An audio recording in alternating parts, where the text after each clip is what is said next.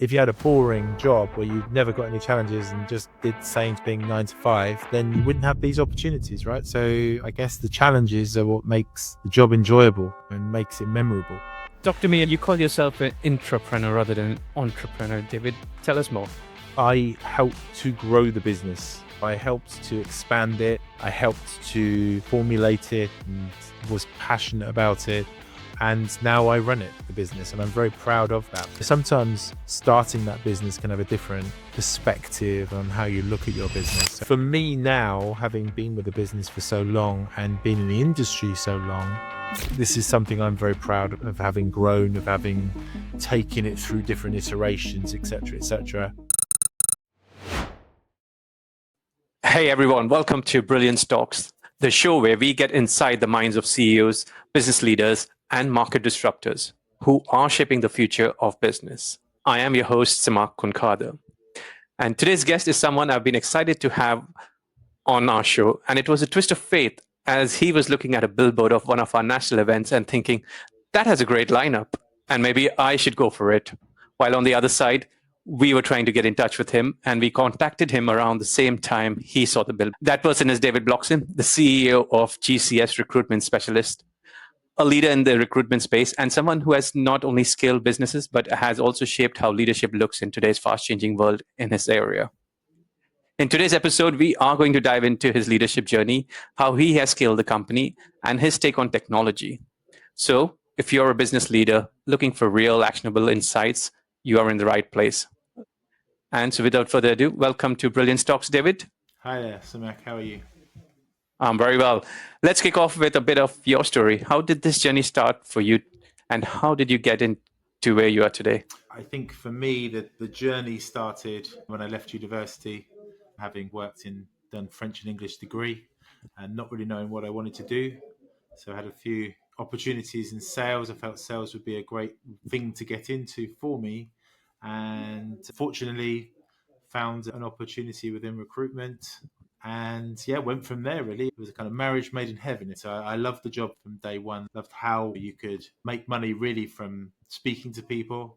And I've had a really great journey from there, growing the business of GCS along the way, making it a bigger business, making it a more successful business. So it's been a really interesting journey and one that isn't finished yet. We're still growing the business, expanding internationally. And Brilliant. And talk to me. You call yourself an intrapreneur rather than an entrepreneur, David. Tell us more. Yeah, I think it's not for me to say. I did not found GCS. GCS was already going. GCS started in 1991. I joined in 96. I was probably the third, fourth person to join the business as a salesperson. So we were in a very small office, and I'm still a very good friend. We did an MBO from the founder, Chris Bartlett, in 2017, myself and my senior management team. I helped to grow the business. I helped to expand it. I helped to formulate it and was passionate about it. And now I run it, the business, and I'm very proud of that. But I did not start it. I'm not an entrepreneur. I worked this turn a while ago. So I think sometimes starting that business can have a different, perspective on how you look at your business. So an entrepreneur, I quite like but for me now, having been with the business for so long and been in the industry so long, this is something I'm very proud of having grown, of having taken it through different iterations, etc., etc. And definitely, it's my baby. It's the book I'm writing. It's my work of art, if you know what I mean, Simac. Brilliant. And which chapter are you in on that book of I think I'm 50 years old, so I guess we're in the exciting denouement. We're coming to the end of the kind of the second third, I think. So we're going to get really exciting from here, Samir. Brilliant. So you were one of the first few employees who were part of the GCS. Yeah. Today, what does that strength look like? What's the workforce right now? So we've got 100 people who work for us. We are the largest tech brand of a company called nGAGE, which has 21 different brands. They're a recruitment investment platform. They were the ones that we did the MBO with in 2017, and they've got about 1,000 people that work for them. It's been a really interesting journey from being a place where we were in a tiny little office in Reading, which is where we started, in Reading, Berkshire, to a place that now, obviously, I think the group itself, not that I'm in charge of the group, but is in about 35 different countries and works globally in every continent in the world. It's an interesting journey from there to here. And David, who or what has had the biggest influence on how you lead today? I think for me, obviously the biggest influence is the person that hired me, a guy called Chris Bartlett in 1996. A lot from him about passion for the business, leading the business, how to be a good manager, how to build team culture, etc., how to recruit. It's obviously how to do my job, because they don't really have recruitment courses in law schools, so you have to learn it. I think that for me, thinking about the influence of my leadership, I like to read a lot of books. I like to listen to a lot of podcasts. I'm fascinated by autobiographies of leaders within each field, be music, film, business, politics. I like finding out about people's stories. I've always liked that. And I think that's a big thing. Learning from everything is a big influence. I've met many people along the way, including people that have worked for me and how they do it. I guess it's being a bit of a magpie, really. Sometimes you'll pick something up from someone and you think to yourself, that's a good technique. I like that technique. My best advice is just to steal it. There's no IP on leadership values or whatever. So, yeah, if you think someone's doing something good, just say, yeah, cool, do it. So, yeah, I think there's many influences, many people that I've picked up interesting little kind of tidbits from my father, my parents onwards, all the way through to new people starting within the business. So just take little things and put it into your own package. Brilliant. And if I ask you, what's the one thing that stands out from all the people that have influenced you, what would that be? I think that for me, I mean, it's a tricky question, but I think that I think it's where you improve yourself, right? So for me, leader, I'm a very competitive person. I think if you get to know me, like I hate losing. Okay. In recruitment, you lose a lot. And it used to crucify me. It used to destroy me. Every time I used to lose, I hated it. So I think one of the key things I've learned along the way is, number one, to take things in your stride, to take disappointments in your stride and learn from that. And that's an interesting thing to tell other salespeople. But I think for me, learning like as a leader, so the advice given to me is really just to man up.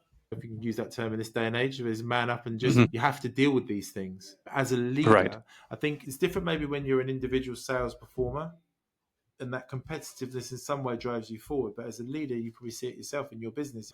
If you're walking around, woe is me, everything's against me, I lost that deal, I can't believe it, then people will look at you and they will think everything's terrible. That your bad mood will magnify tenfold with your 10-person team or your 100-person team or your 1,000-person team. So I think you have to be in control of your emotions.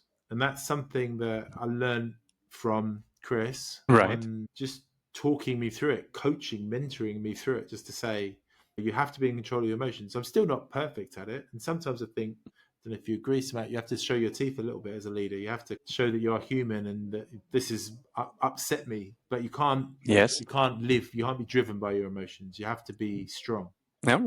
So Chris Bartlett was one of the persons who actually coached you and mentored you on this journey, and also taking losses in your stride and making that happen. He was patting me on the back and picking me up off the floor, I think, was more than mentoring. I'm a very bad loser. I'm really not great at it. Interestingly, I'm an Arsenal fan, like a soccer fan, but an Arsenal fan. And I love Arsenal, and it's one of my greatest passions in life. But I've actually, for the last 2 years, I stopped myself watching them. But I can't watch them anymore because it makes me too angry. So this thing I love in life, business is different, right? But I can't put myself and my family through it anymore. Well, guess what? I'm an Arsenal fan too, David. So there you go. This coming second, Simac, I can't stand it. I prefer to be completely rubbish and be 10th than coming second. Yes, second. What was the phrase? Stealing a loss from the jaws of victory, right? That's right. That's something. Yeah. That's what they've been doing. Exactly. Okay. So, David, was there a moment when you thought, I can't do this anymore? Pretty much, I think it's whether you're an entrepreneur or an entrepreneur. And how did you actually overcome it? I think I've never been a moment that, to be completely honest, there's never been a moment where I've felt this is really hard. I cannot do this. I think there's been a lot of moments where I've been really challenged and it's been tough. COVID, mostly economic situations, the credit crunch, 2008, when we lost huge amounts of business, COVID, how the hell do we deal with this, dot-com boom. I've been through all these different ups and downs of the economy. I think that always you've got to have a great team around you. We've always had a great team around me. So I've always felt that I'm not in this alone. Sometimes leadership can be quite lonely, but if you've got great people around you, then that really helps you to get through it. So I've never been in a position where, wow, I'm totally alone. I've got nothing. I've got no one. I've never felt I can't do this. I think the most challenging yet exciting moment was when me, my senior management team, people like Tim, people like Lisa, and other people, we did this MBO. So we went from being an owner, entrepreneur, own business to being part of a big corporate. Due diligence process, you may have been through this yourself, like 3 months of 24-hour days, trying to work out how to sell this business, hit these forecasts, hit these moments,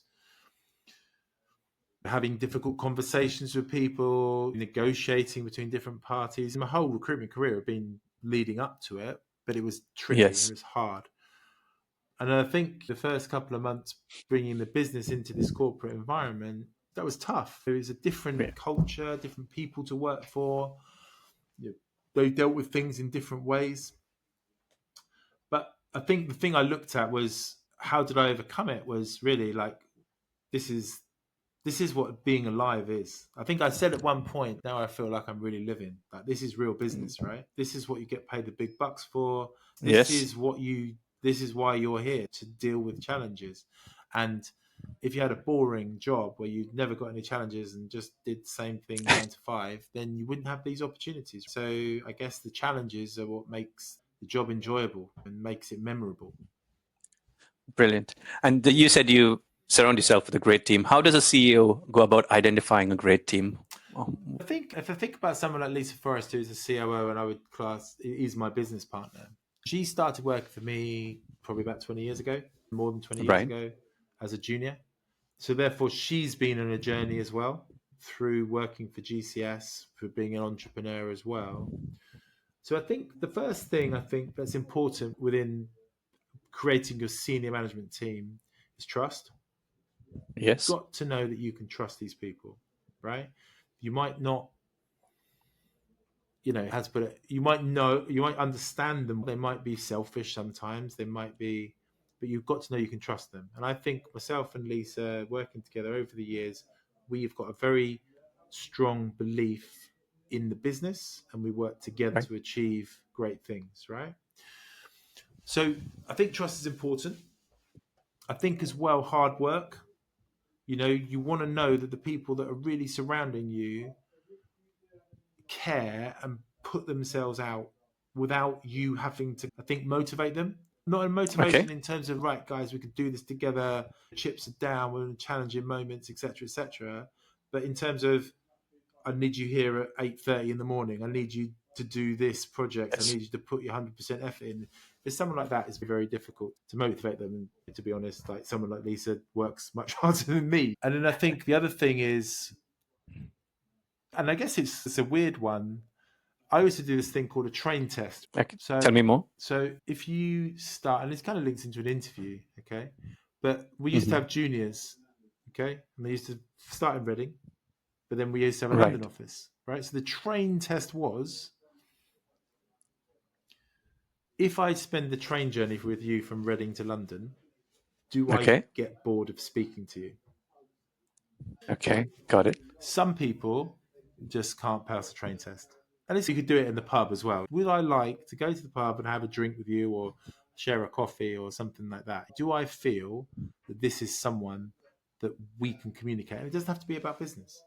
It's just someone I think is interesting, someone that I feel is worth a conversation. And we all meet people, and maybe it's because the connection, the culture, or whatever. It might not be boring people, but just not my type of people. I'm not their type of people. But sometimes you meet someone that you can just talk to for the whole train journey. You're not getting bored, and the conversation flows. Sometimes you meet people, they're like, oh, It's like awkward silences, that sort of thing. So I think for me, that the other key thing is that ability to communicate openly and freely. So we can talk to each other. Like, you say what you think, say what you believe. I don't care whether you're going to say something that might slightly offend me or whatever, or I say something backwards or whatever. But what I don't want is to be bored by you.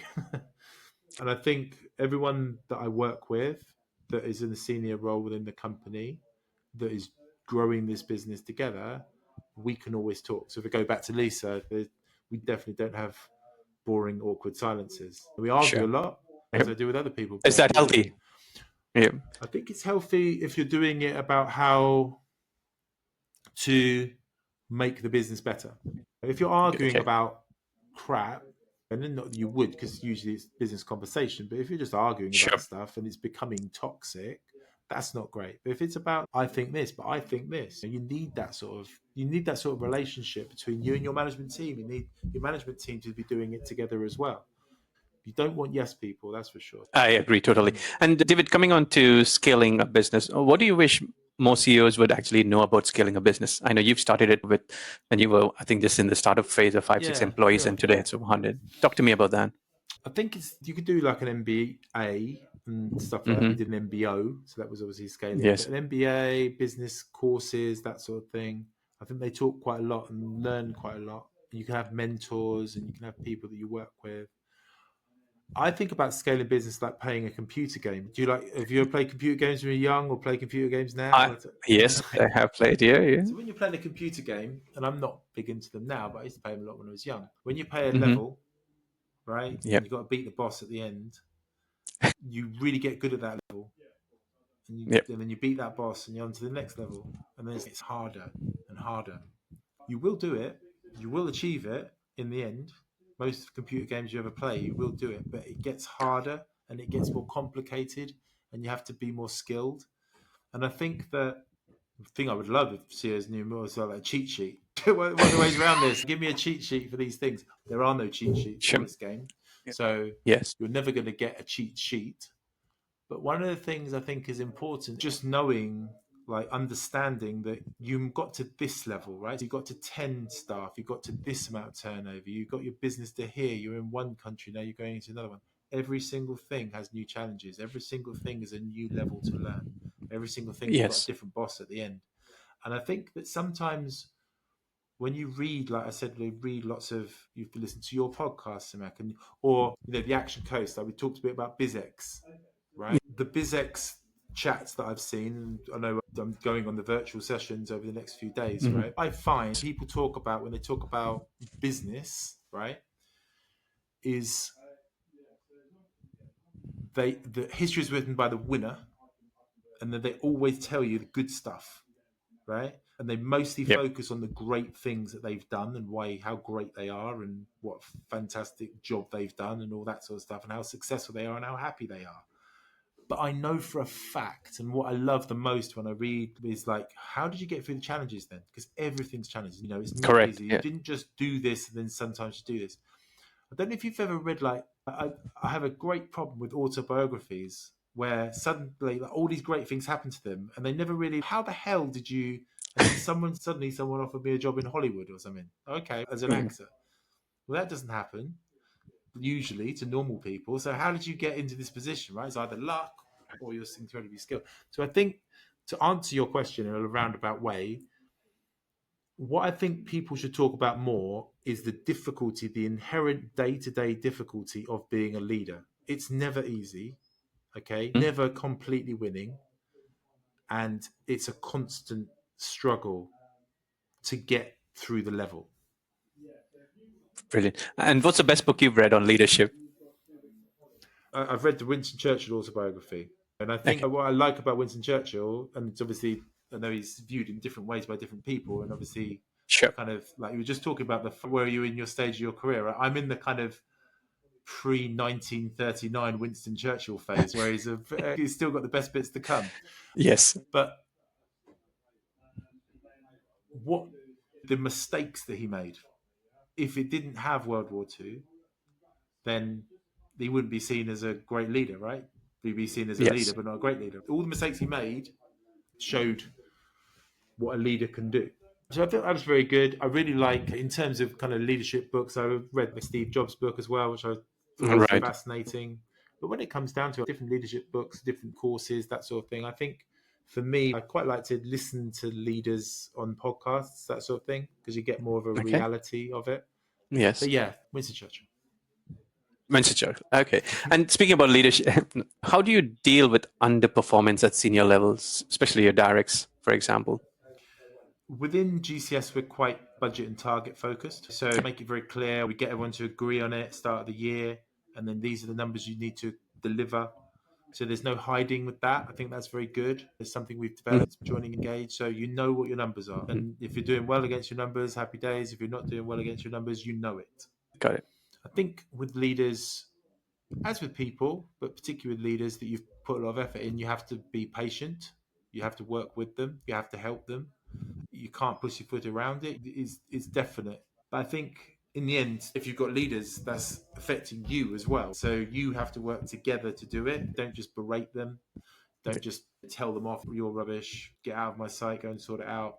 I think Yeah. working with people, helping people to understand how they can improve, trying to understand how you might help them to improve as well, I think is really important. So keeping the communication going, having patience, thinking about those core things that I said. Do you still trust them?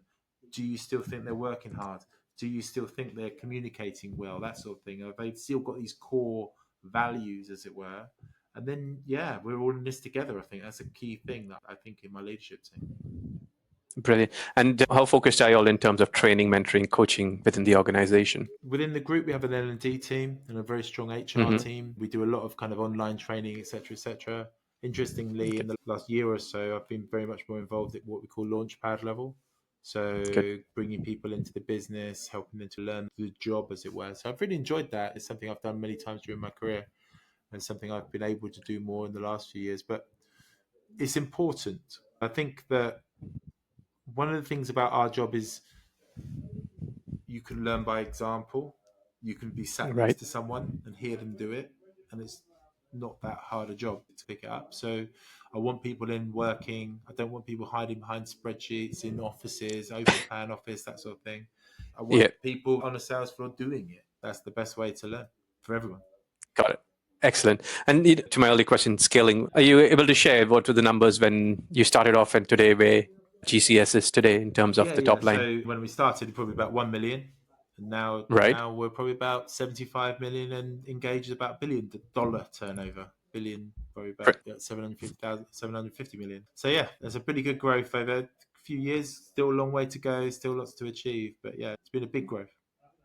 Excellent. Excellent. Now, David, you host your own podcast. You are a guest on a number of podcasts, including this one.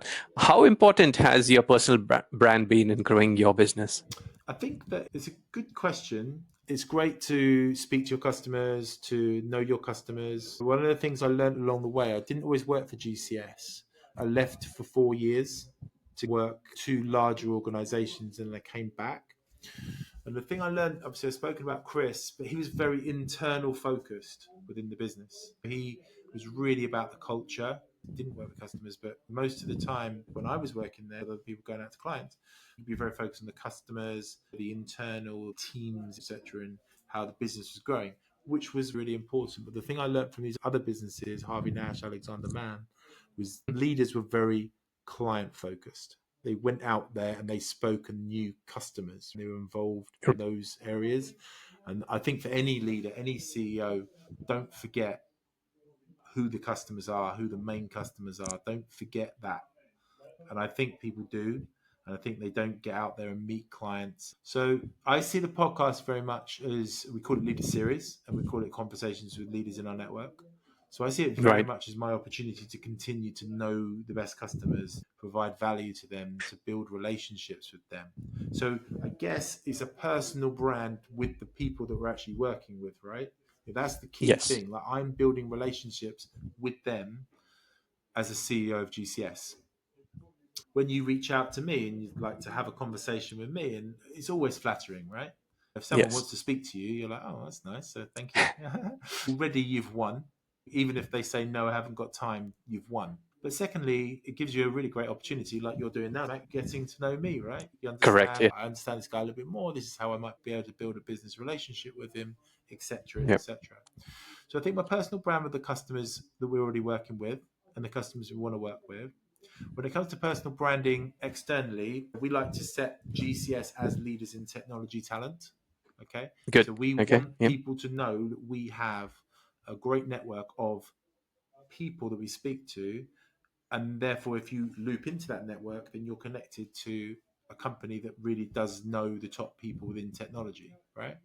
So by my actions as the CEO, going out, speaking to people, magnifying that, amplifying that, promoting that, I believe it helps us to build that brand.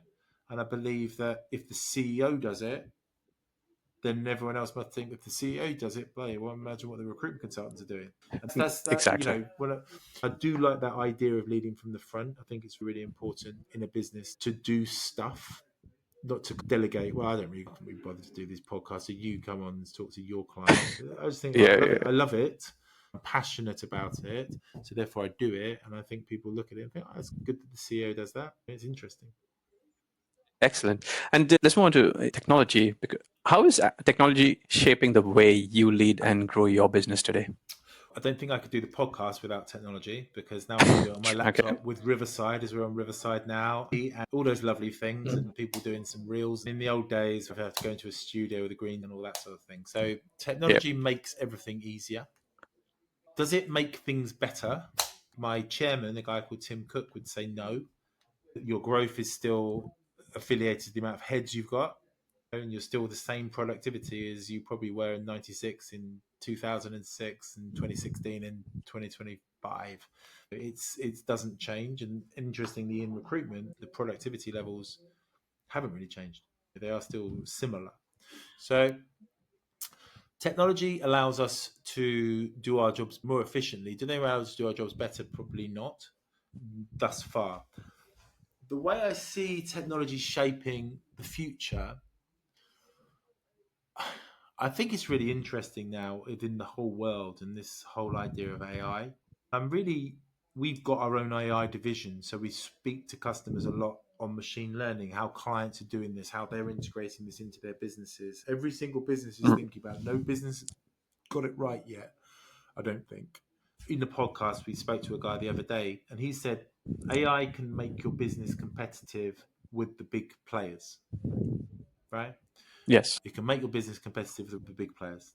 So you as a startup business or a smaller business, no inherent structure that you have to break. And there's no performances or egos or whatever that have to be put out in order to build an AI driven business because people lose their jobs and whatever. So I think that we're on a cusp. I don't know if you agree, Simac. Like we're on a cusp of AI could take over skills, solve problems, drive solutions that make not just provide a platform for people to do their jobs better and more efficiently, but to actually change the way we do our business and actually change the jobs that we do to make us more efficient, to make us deliver candidates quicker, to make us leaner, more profitable, Correct. Yeah. all these things, right? And I think it's really important for GCS to be at the forefront of that. How can we do it? I think it's important for all CEOs to really know. Funnily enough, I talked before about the levels and the computer games and the cheat codes. Can it give you the cheat codes? Now, I don't know that yet, and I think it's not quite there yet as a technology, but I am excited by it. I do feel I want to be part of this revolution. Brilliant. And when it comes to GCS, is there a particular budget that's allocated now to technology / innovation? But it's why it's good that we're part of a group, right? So the group being Okay. nGAGE run the shared services of technology. All the people that work Got for it. me are all recruiters. Okay, that's harsh to say they don't know how to spell AI because they obviously are IT recruiters, but they focus on delivering to the customers.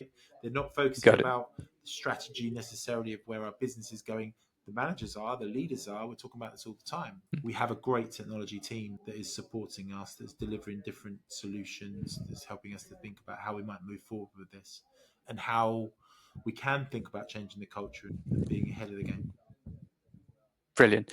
David, What's one thing you wish you had done sooner in your career?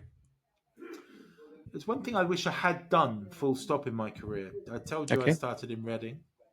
Okay, and I'm still in Mm-hmm. Reading. And Reading is a Okay. great place for IT recruitment and a great place for business because it's right in the centre of the world and it's very easy to get places. But I really wish that I had travelled, I had worked in different places. I obviously left GCS, went got experience in different worlds, and I have travelled a lot to all our different offices. We've got offices around the world. But I really wish at some point in my career I had gone and set up an office in America or done something that Sure. would have probably shaped me differently, I think, as a business person.